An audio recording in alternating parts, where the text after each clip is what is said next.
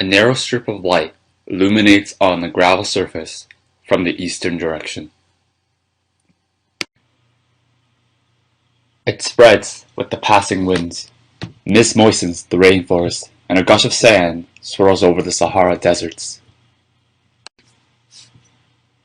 Then darkness completely engulfs the glimmer of light, and it becomes quiet, with only the whistles of the cool breeze rustling past the bamboos and the orange oak trees. A day passes by, a million years passes by.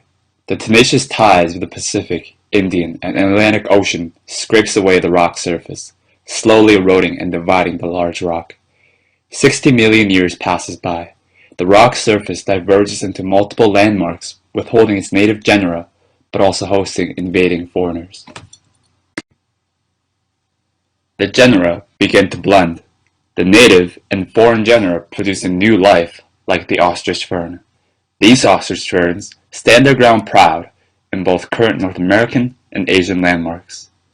The Renaissance East meets West Garden was inspired by the evolution of Pangaea into our modern continents and islands, enabling native and foreign life to coexist.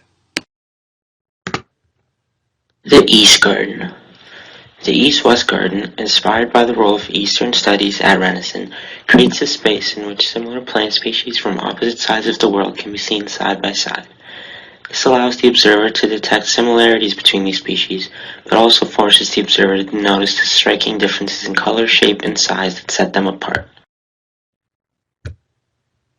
Man-made structures such as the Ark and the Half-Moon Bridge are perhaps the most obvious representations of Eastern culture in the garden. While they provide a contrast to the nature which surrounds them, their outward wooden appearance suggests a certain level of harmony between the worlds of man and nature. Also present in the garden are Kasuga lanterns. In Asian culture, Kasuga lanterns are representative of life in bloom, and this can be best observed during the summer months. The theme of mountains can also be observed in the garden through objects such as the stone bench, whose rugged exterior reminds us of a mountaintop or cliff face, and through scattered rocks, which provide the garden with a source of stability as the plants transition from season to season.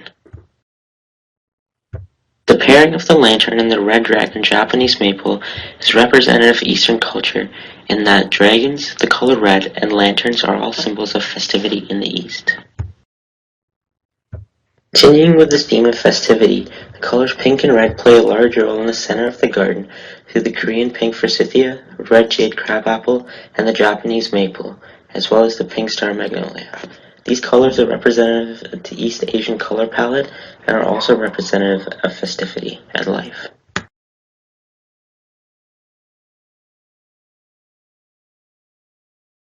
The early morning sun rays reflect off the suspended dew hanging off plants in the West Garden. As the sun continues to creep over the horizon, more plants are immersed in its glorious rays. The honeysuckle absorbs the springtime sunlight, almost ready to bloom. A sweet spring breeze journeys through the garden. The aroma is dispersed amongst the plentiful vegetation. The faint scuttle of rabbits can be heard frolicking amongst the ground-level flora. Insects scurry up the lofty ash and striped maple trees. From the birds perched on top of the locust tree to the bees pollinating the redbud flowers, the garden seems to be alive with activity in the early morning.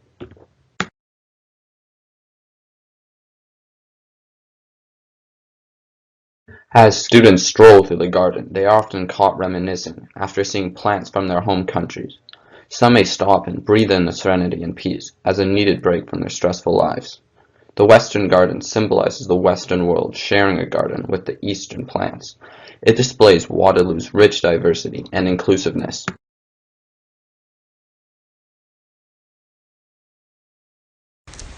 Just outside the Lucy Wong Library is where the natural and man-made worlds come together. A patch of land dedicated to tall, graceful hydrangeas, among other plants, sits in the middle of the stone pathway like its own miniature forest. In other spaces of the garden, nature seems to overtake the man-made structures, from the smallest wooden decorations to the tallest stone structures.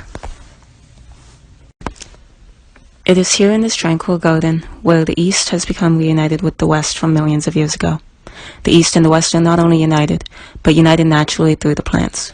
The bright pinks of the spindle tree and softer tones of the Korean dwarf lilacs complement each other along the bench-lined path. It is the reuniting of plants, of worlds, that completes this garden.